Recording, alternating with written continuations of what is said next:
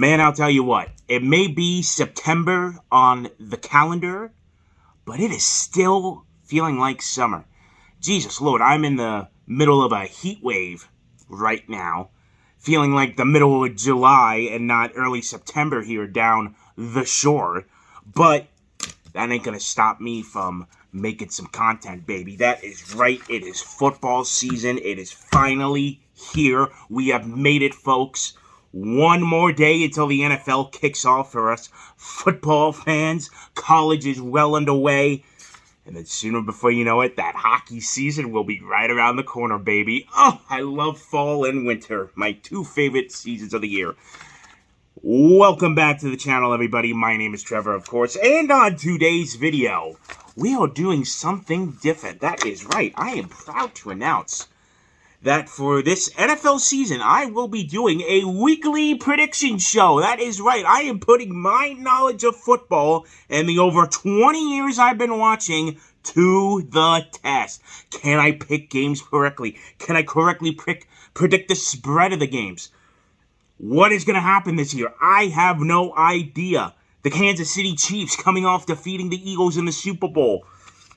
You got teams still looking to climb to get in there. Bills, Bengals looking to get back. How about the 49ers themselves? Will we have a new team emerge as a contender? That is the glory of football season and sports in general. We do not know what's going to happen, but it kicks off tomorrow night. So, here is how this is going to go down. I am going to go over every game, just give some quick thoughts about it and how I feel about the teams. And as the season goes on, we'll have a better idea of these teams and how they perform. And I am going to post here. Yep, right there. And I know about you, Mr. Editor, and the things you've been saying about me. So you better watch your mouth this time, sir. But anyways, so I'll post who I predict here and previous records, and I'm also going to be predicting the spreads of these games, the odds courtesy of DraftKings Sportsbook, one of the official sports books of the NFL, and that's where I do my gambling. Yes, because I am a degenerate, but bet responsibly, folks, if you do so. 21 and over only. 1-800-GAMBLER if you have a gambling addiction. Alright, now that that's out of the way, let us get right to it. We're kicking off tomorrow night in Kansas City. The defending Super Bowl champions, the Kansas City Chiefs, will be taking on the Detroit Lions. Now, if this was in years past, it would be Kansas City by a runaway. But these aren't your old school Lions, baby. Dan Campbell and those Lions. Let me tell you something, man. Those guys have some interesting factors to them. You're looking at a team that could potentially win the NFC North now that it's wide open thanks to a certain quarterback leaving Green Bay. You got another team in there from Chicago thinking it's theirs, but honestly, I think the Lions are going to win the NFC North. I'm going to buy into Detroit this year. Will it bite me in the ass based off their previous history? Maybe, but you know what? I'm going to give Detroit a chance. And what's now interesting about this game, as we found out Tuesday, Travis Kelce hyperextended his knee. And based off those x-ray photos, it's not looking optimal. He'll be playing tomorrow night. Maybe even will miss week 2 at this point. So, the spread of this game opened up at, I want to say originally 7. And then for about the past week or so, it's been at like 6.5. As of last I checked, and it could have gotten even lower, it is now down to 5 in favor of Kansas City. 5. People are really buying into the fact that Travis Kelce's injury will affect the spread, and rightfully so. He's Kansas City's #1 weapon, the safety blanket for Mahomes, and he's a huge part of their offense. Here is the kicker, though. You still got Andy Reid on the sidelines and Mahomes himself. He is a wizard. He is a magician. He has other weapons at his disposal. So, well, I do think it will be a closer game now because of Kelsey being injured. I'm still going to pick the Chiefs. So put a Chiefs logo right there. And I will take them at the -5. So give me the Chiefs and the spread of -5 for them. Over-under is 54, and Chiefs obviously favored in the money line. But I think that matchup will be closer now that Kelsey is out. So that is going to be tomorrow night, which should be a fun game, hopefully. We move on to Sunday, the opening week. And my 7 hours of non-stop football, no commercials with NFL Red Zone, which I certainly do love. And the first matchup we will be talking about is the San Francisco 49ers traveling to Pittsburgh, Pennsylvania to take on the Pittsburgh Steelers and them Yingers over there. So, San Francisco, let's talk about the 49ers for a quick minute. Coming off the loss in the NFC Championship game to the Eagles, Brock Purdy taking over as the guy. Jimmy Garoppolo shift off to Vegas, and Trey Lance, well, let's just say the gamble didn't work out well for the 49ers trading up to get Mr. Lance, as he has now been traded to Dallas. So they are going to go with Brock Purdy as their guy, Mr. Irrelevant, the last pick in the draft last year. Here's the thing with the 49ers. They have a lethal offense. Lethal. But they think they could just plug anyone in at that quarterback position. I mean, it works. They get to the playoffs every year, absolutely. But when it's time to, you get to that divisional championship round, Super Bowl even, you need to have a guy that is the guy and not just a Brock Purdy-esque person. So, I obviously like the 49ers to win this one. No offense to the Steelers. I like Kenny Pickett. They got Joey Porter Jr. they drafted out of Penn State for the defense. They rebuilt that offensive line. I like where the Steelers are going, but in this matchup, I gotta go with the 49ers just based off talent alone. But Nick Bosa's still without a contract. You boys, you gotta pay your guy right there on defense. That's gonna be a huge part of the defense he's missing. So the spread for this one is 2.5. Interesting number by the bookies there. But I do like San Francisco to win and cover. So give me the 49ers and the -2.5. So I am going to go with San Francisco to beat the Steelers on Sunday. All right, so that's that. Next up, oh boy. Oh, this is going to get ugly. Jacksonville Jaguars at the Indianapolis Colts. Indy. Oh, God, Indianapolis. Where do I begin with you? You clowns. You gong show. Oh, my God. I like that you drafted Anthony Richardson. He's definitely a project. Has the potential to be the guy. I know a lot of people were shocked he went number 3. I predicted that he would. But you're going to throw him in immediately? What? The guy is more raw than a undercooked steak. Okay? If you've ever seen the show Hell's Kitchen and someone serves an undercooked steak to Gordon Ramsay, oh, it's disgusting. Undercooked food in general, he'll flip out. That is Anthony Richardson, and he is even worse than that. Why? Why are you starting Richardson? He isn't ready yet. You don't just throw him into the fire. Dude's gonna get killed. And then the whole Jonathan Taylor situation. I get running backs aren't being paid like other guys. The running back market is just whoom. Like if you pay a running back, it's a mistake. I get that. That's unfortunately where we at right now. But you say no to him, trying to get out of there, and then you allow it, and then you want top value in return in a weak running back market. You wanted at least a first and maybe more. You wanted Jalen Waddle from the Dolphins. I can't. Jim Irsay, you, sir, are a clown. And don't even get me started with what you do at home.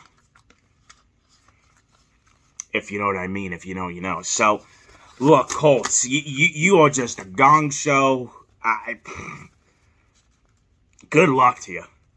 Good luck to you this season. Let me get to a team now that I do like and I have some good potential for this year. The Jacksonville Jaguars. Coming off a year where Trevor Lawrence, who I love, emerged himself as why he was so touted as one of the top quarterback prospects of this millennium. Up there with Andrew Luck. Peyton,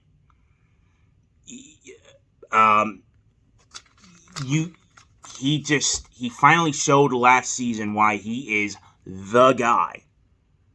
And the way Jacksonville turned themselves around from the Urban Meyer situation, I gotta give them credit. You have to give them credit. And I do have them winning the South this year, the AFC South. So, I'm sky high on the Jags, so give me the Jags. The spread is 5. I will take the 5 with Jacksonville. So, Jaguars and the -5 for my prediction there. I really do like Jacksonville this year, and I think they're going to have a good year. Let us move on now to our first divisional matchup. Second divisional matchup. Look at me. That's an AFC South battle right there. To the AFC North we go, shall we? The Battle of Ohio, the Cincinnati Bengals against the Cleveland Browns. So, I was talking about teams who really want to take that next step. It is Cincinnati's one of them.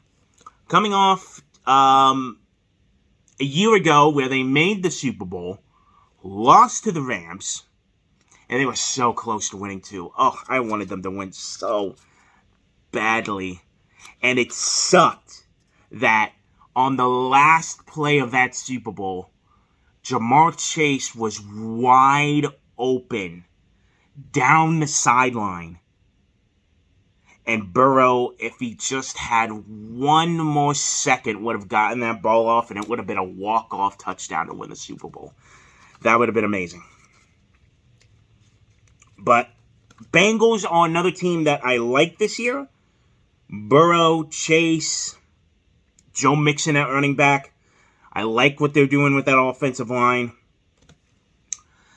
Cleveland, on the other hand, this is a make-or-break year for you, Cleveland. And here is why. That Deshaun Watson guy, he's getting a lot of money. You paid him pretty handsomely for a guy who... obviously, everyone knows the stuff he did.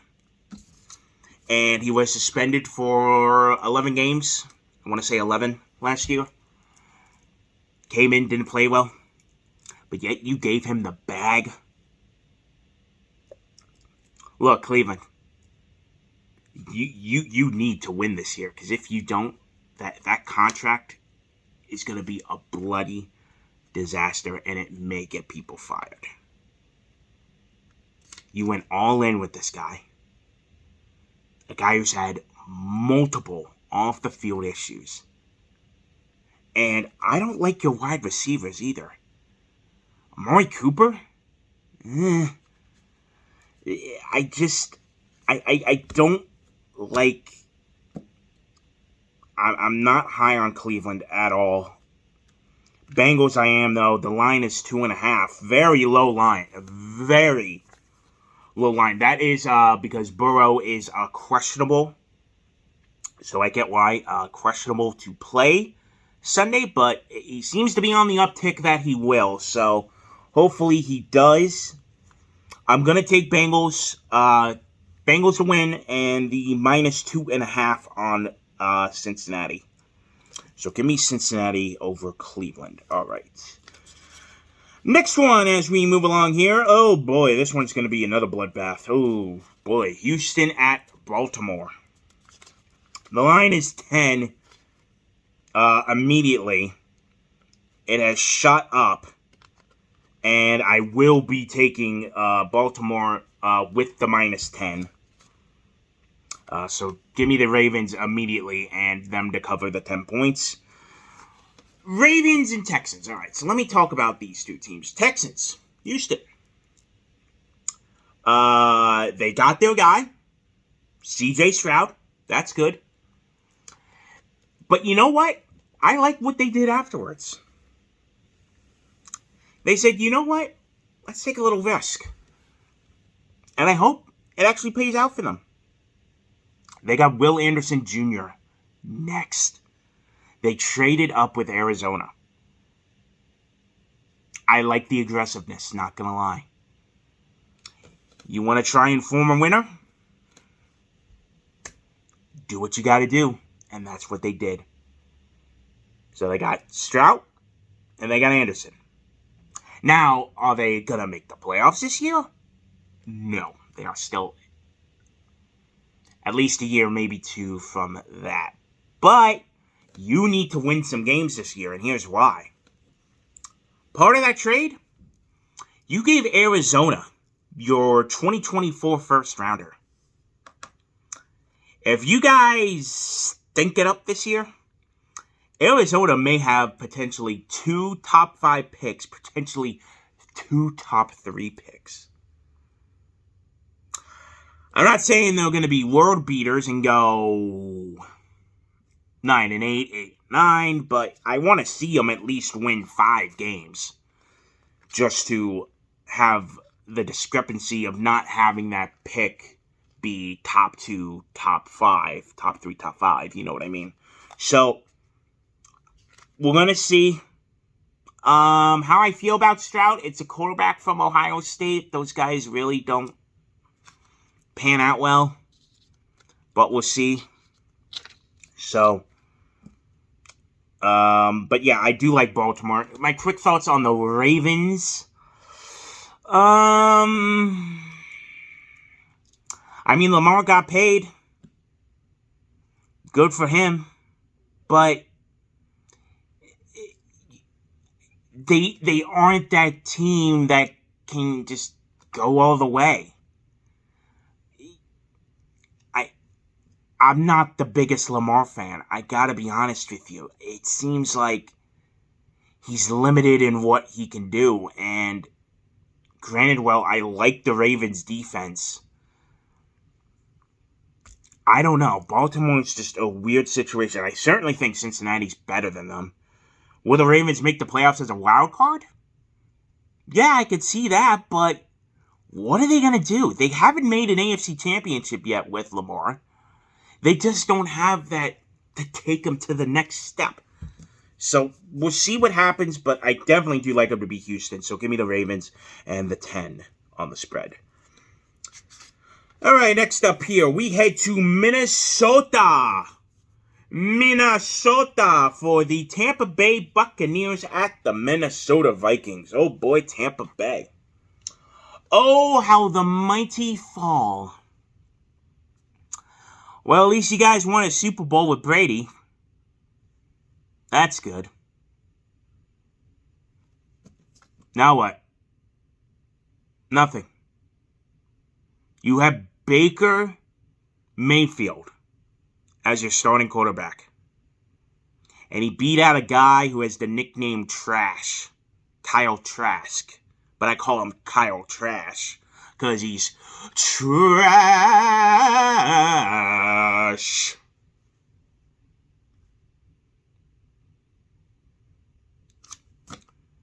Your Pro Bowl, All-Pro center Ryan Jensen might be forced to retire. Mike Evans questioning how much he has left in the tank.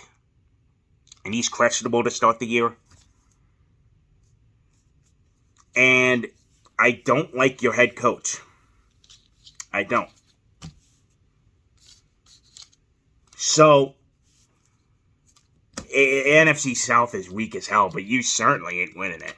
I'm going to tell you that much. Minnesota, on the other hand, well, they had to say goodbye to some key pieces. They moved on for some vets and brought in some youth, and now the team is surrounded by Justin Jefferson, the best wide receiver in the game right now. But, again, Kirk Cousins as your QB. The guy who will show up good in the 1 p.m. games on a Sunday like this one. But when it's prime time, lights at their brightest, Monday night, Sunday night, playoffs, he turns into a pumpkin. I'm sorry. Kirk is okay, but he's not going to lead you to a Super Bowl. How many times can he throw to Justin Jefferson? I don't know, but the line in this game is 6. I will take the Vikings and the 6. So Minnesota and the spread of 6 for that one. Oh, God, this one's going to be a stinker. All right, moving on here. Let me get to this. Oh, boy. Cardinals in Washington. The Commanders, as it will. I have a good friend who's a Commanders fan, and he is very happy that the team was officially sold from Dan Snyder. Just goodbye. Get out. Ugh, terrible. And in comes Josh Harrison. Harris Sports Entertainment. I know him not personally, but they are the owners of the New Jersey Devils and the Philadelphia 76ers, so I have a connection with the Devils wise. So good for Mr. Harris getting in the NFL game. Hopefully that'll bring more money to the Devils then, you know. Let's get that going. But anyway, enough hockey. It's going to be an interesting year for Washington. You know, the fans are obviously happy with the new ownership, so they're willing to abide their time. They're not going to get a new stadium, supposedly isn't in the works, but they're going to put massive, we're talking hundreds of millions of dollars in trying to renovate FedEx Field. Been voted as the worst field in the NFL, so we'll see what happens there. Sam Howell as their starting quarterback, interesting. I like him. The problem is the NFC East is stacked, if you want to call it that. So I don't, maybe third place. And hopefully their defense stays healthy, because I do like their defense on there. They got some dogs on there, specifically Chase Young. So I like some of the pieces on the Commanders, but will they make the playoffs? Probably not. Maybe as a surprise. But I do have them third at best in the division. I'll say that because I don't want to offend the Giants. Arizona, though. Oh, boy, Arizona, the Cardinals. We may be witnessing an 0-17 team here, folks. Just, tank. Now, as I said for the Texans earlier, Cardinals fans, you want the Texans to lose. You want them to lose a lot of games. You want that high draft pick. I don't blame you. But here is the problem, though. You paid Kyler. Why? You could have Caleb Williams potentially, but you decided to pay Kyler. You had to trade away DeAndre Hopkins. Not even trade him, just let him go. Because no team wanted to give you a first rounder for him at draft time. You traded away Isaiah Simmons, a high first round draft pick for a 7th. What are you doing? You are trash. You're won by clowns. It's going to be a long time till the Cardinals are relevant again. Good luck to you. Give me the Commanders and the 7. Moving on to another divisional matchup here, back into the NFC South this time. The Panthers at the Falcons. So, Carolina traded a lot, as the price was decent to get that first overall pick. They traded with Chicago, gave up a lot of pieces. And they got, supposedly, a guy in Bryce Young. Now, Alabama QBs in the NFL, again, just like Ohio State QBs, aren't really the most positive things. So, Panthers, it's obviously going to be a rebuilding. You're not going to be expected to go far. But I do like Bryce Young's situation a little bit better than Richardson in the fact that he will be starting. I just think Richardson is just a raw athlete right now. Young is a decent QB, at least to start. Will he remain the starter throughout the year? That has to be seen, but it will be, it's going to be, how do I say this? I think Panthers fans should be feeling optimistic about their future. But this year might get a little rough at times. Falcons. Again, this division stinks. This division reeks. The fact that the winner of this is going to get a home playoff game, just ugh.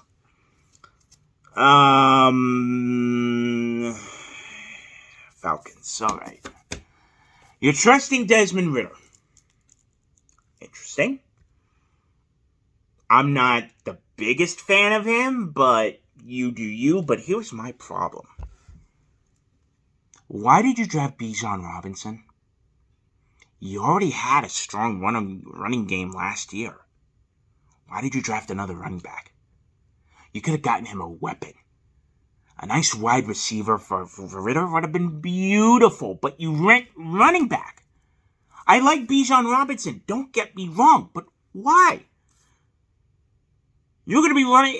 If the Falcons aren't running the ball at least 20 times a game, going to have a problem. I like Robinson, but why? You didn't need him. Get your QB a weapon. Not another back. When running backs in these days are not the best thing to be going around. Good luck to you. But I do like you better than the Panthers. So the line is 3.5. I will take the Falcons and them to cover the 3.5. Last game of the 1 p.m. slate, we head down to New Orleans, to the Superdome. And it'll be the Tennessee Titans at the Saints. I'm not a fan of either of these teams. Not gonna lie. Saints bring in Derek Carr. Interesting. I don't know. I just find him to be mid. But they think he's going to be the guy. Good luck to you. Michael Thomas, if he can ever stay healthy. If not, he's got Chris Olave. I don't know. I just find the Saints are in this rebuilding phase. And I don't like Derek Carr as the guy for them. Tennessee. The Titans. Another team I don't like. I think they're too reliant on their run game. I mean, Derrick Henry is Derrick Henry. Don't get me wrong. He's one of the best backs in the league. Probably the best at the moment. But you're too over-reliant on him. I'm sorry. I don't like it. I do not like it at all. But I think you're better than the Saints. So, the line is 3. Tennessee is the underdog. I'm going to go with the underdog pick. Give me the Titans and the +3. So, that is that. Moving on now to the afternoon slate. We kick off in Foxborough, the newly renovated Gillette Stadium. And it looks beautiful, by the way. I don't know if you've seen those photos. Whew. They finished their major renovations on them, so good for New England there. It'll be the defending Super Bowl champions visiting the Patriots as they induct Tom Brady into their Hall of Fame. So an emotional day for Pats fans as Brady finally returns home for them. Eagles. I know I have a good friend of mine who I talk with a lot, who is a diehard Eagles fan watching this video. Hello to you, sir. Eagles. I've been seeing some things. Eagles had the better roster. They should have won the Super Bowl. Okay. But they just cracked at the worst possible time. It happens. Doesn't mean they're not good, though. You still have an elite roster. Great quarterback. Solid running backs. The veterans coming back on the offensive line. Even though Jason Kelce has... I don't know if he's officially said it or not, but I think this probably will be his last year before he retires. The defense has just... Well, they love drafting them Georgia Bulldogs on that Eagles team, so they got a bunch of dogs on their defense. Oh, hey, where my dogs at? Where my dogs at? That's the Eagles. Bunch of dogs. I love them. I have, once again, sky-high projections for them. Do they go undefeated again for a while? Maybe, maybe not. But I do think they are at least NFC Championship game bound. So give me the Eagles. They are 4-point favorites in the spread. So I like the Eagles and the -4. New England, really quick. Mac Jones just isn't it. He isn't. Pats fans know it. I know some Pats fans. They tell me all the time.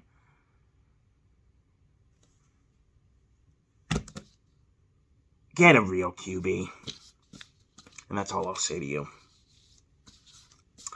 Moving along to another divisional matchup, we go to Denver this time. The Broncos as they welcome in Jimmy Garoppolo and the Las Vegas Raiders with their new minority owner. A small minority owner in a small... why am I botching this? Just Tom Brady bought a share in ownership of the Raiders. There you go. So, Raiders, really going with that. Patriots mode. It doesn't work. We've seen it too many damn times. Teams trying to mold the Patriots with their coaching staff, some of their players. I wouldn't be surprised if Brady suits up a game for the Raiders, even though he's now officially retired. Just doesn't work. No, I got nothing for the Raiders. Sorry. Devontae Adams is just like, get me the hell out of here. Where will he go? I don't know. Denver now. Denver. How's that Russell Wilson experiment working out for you boys? I had a feeling.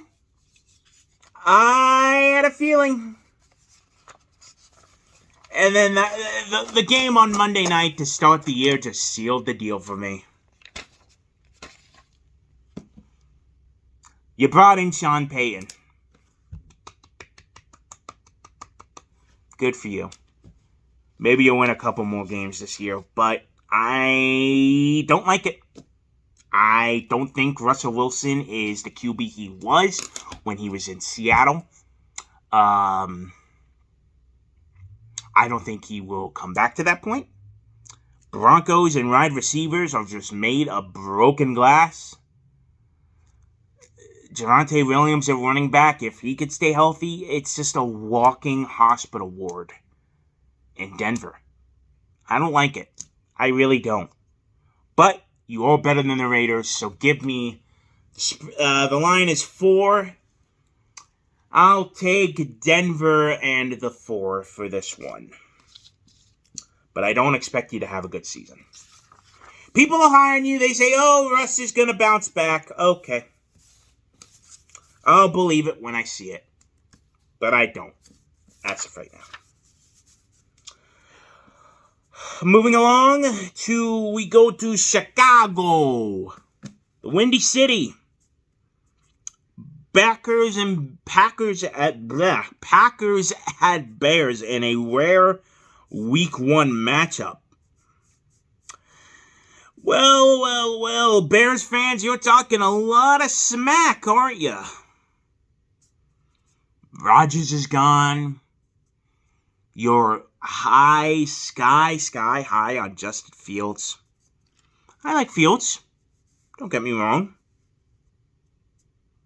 But I think you're just a little too much talk right now for a team that hasn't performed yet, and I will get to another one of those teams later on in this video. Could the Bears actually do it? Maybe. They could. But temper your expectations. Slow down. Green Bay. Packers. End of an era. Your two quarterbacks since the late 90s. Wow. Good stuff. 2 Hall of Fame quarterbacks. Jordan Love, though, I don't think he'll be Hall of Fame, but he has a lot. He just got handed. Here you go. It's all you now. And I thought he was going to be traded sometime last year. But he's now the guy. This is your guy you drafted. And you're looking at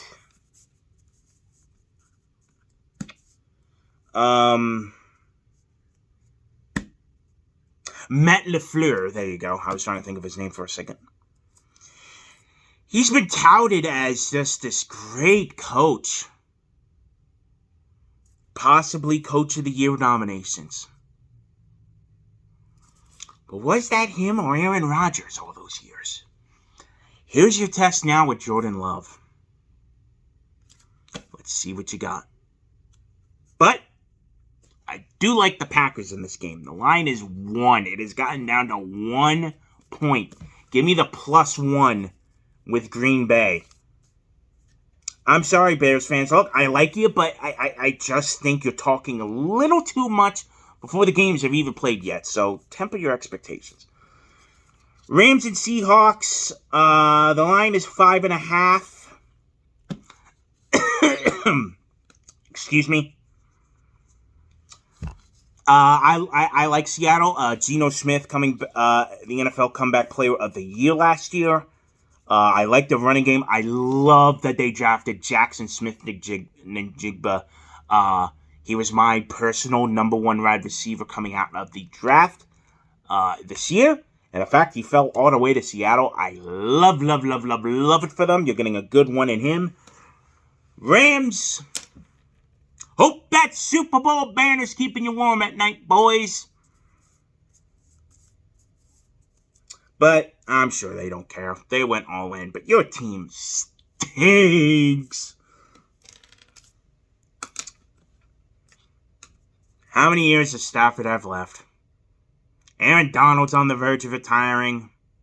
Sean McVay said he doesn't want to be a part of a rebuilding team. He's going to be out of there. Cooper Kupp can't stay healthy. What are you doing? It'll be at least a good 10 years before the Rams are relevant again. Have fun, boys. But again, hope that Super Bowl banner keeps you warm at night. Give me the Seahawks in the 5.5. Oh, boy. All right. Dolphins, Miami at the Chargers. Now, obviously, Dolphins fan. I will go more into Miami this Friday on my season preview video for the Dolphins, so stay tuned for that. Chargers,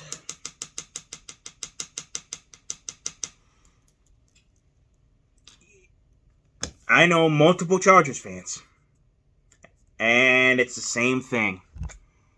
Can't get over the hump.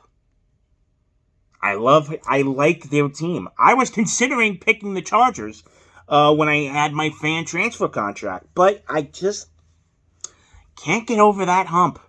They can't. They just can't. So, I do think, though, the Chargers will win this one. Again, I'll go into Miami more on Friday, but give me the Chargers, and the line is 3, so the Chargers and to cover the 3 points. Moving along to Sunday Night Football to the Meadowlands in East Rutherford, New Jersey. It is the classic Week 1 matchup of Cowboys and Giants.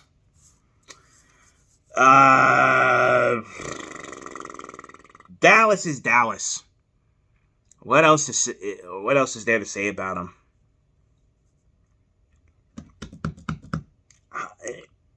I don't like Dakota Prescott. I don't like Dak. I can't say much about the Cowboys because it's just the same thing every single year. But I do like them slightly better than the Giants. I think the Giants take a little bit of a fallback this year after they overachieved last season. The line is 3. Give me the Cowboys and the 3. And moving to the final game of Week 1, Monday Night Football, September 11th. At the Meadowlands, once again, a quick turnaround from them going from Giants to Jets. It will be the Buffalo Bills at the New York Jets. I mentioned it earlier with the Bears. Jets fans, slow your roll. You got Aaron Rodgers. Good for you, a 39-year-old. Oh, from Green Bay, that elite QB. Where have I heard this story before? It's on the tip of my tongue. Oh, that's right. You did the same fucking thing with Brett Favre in 2008. I don't want to hear it. Fool me once, shame on you. Fool me twice, shame on me.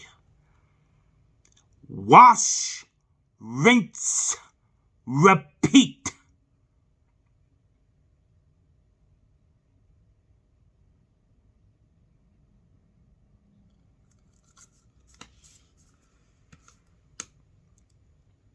Speaking of fan bases that talk too much, Buffalo, slow your roll as well.